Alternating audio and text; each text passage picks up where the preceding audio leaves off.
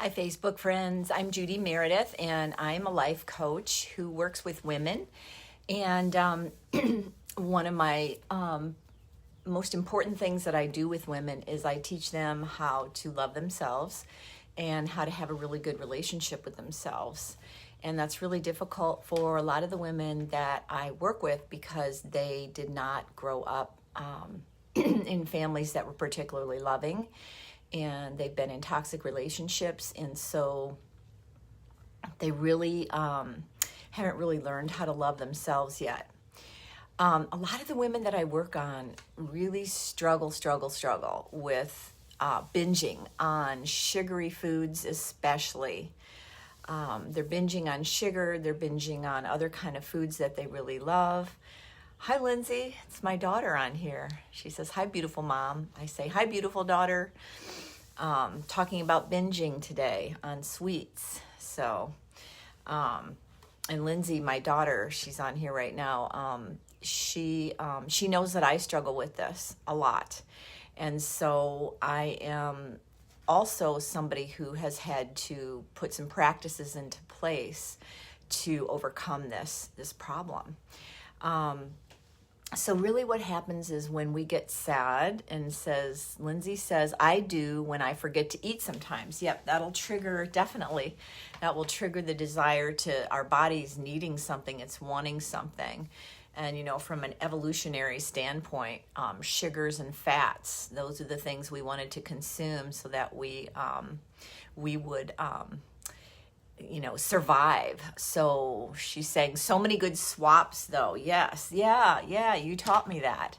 I remember one night I was texting Lindsay and I said, hey, I think I'm headed to the DQ.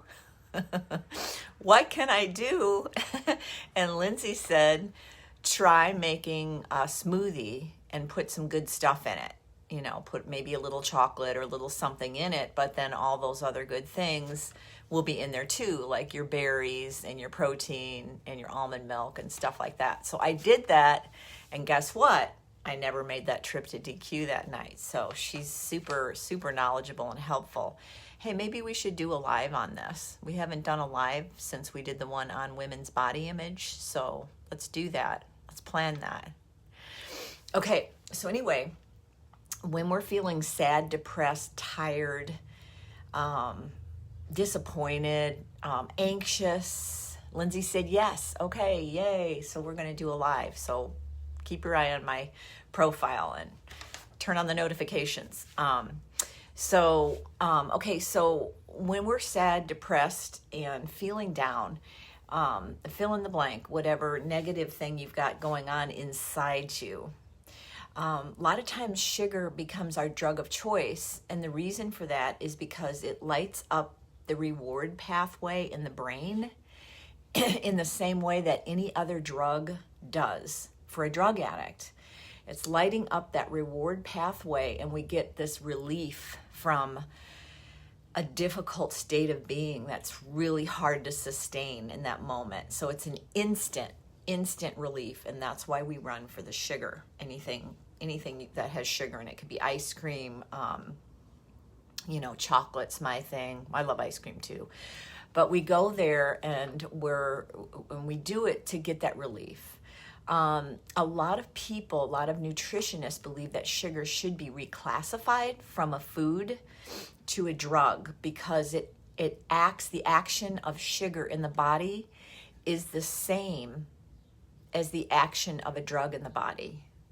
It's relieving pain, it's lighting up the reward center, it's poisoning us, all of those things together. And that's what makes drugs so bad, is that they make us feel so good, yet they poison us. So a lot of nutritionists talk about that, where they feel like sugar should not be classified as a food. So now I talk to women and they say, inevitably they will tell me, look, I will get all this energy around quitting sugar and getting in shape and dropping some of the weight that the sugars put on my body that I don't want there. And it goes really good for a couple weeks, and then I'm right back to where I was. And it's so disappointing because I just can't seem to make this happen. I can't seem to quit. I can't seem to get to feeling better. And then I felt like a big failure on top of it all. And it's a round and around cycle that they go through. It never works long term. So why? Why is that?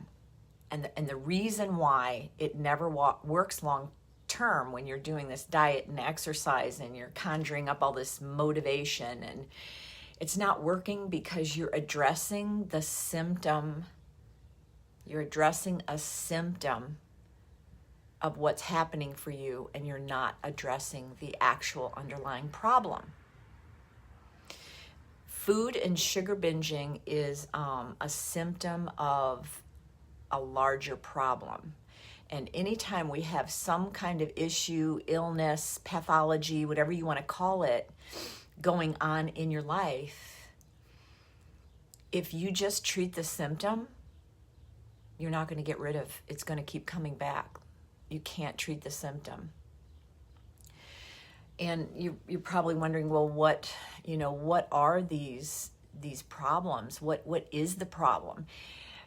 That's going to be a little bit tougher to determine because it could be a little bit different for everybody else. But for everybody, what I've got going on, it may be different from what you've got going on.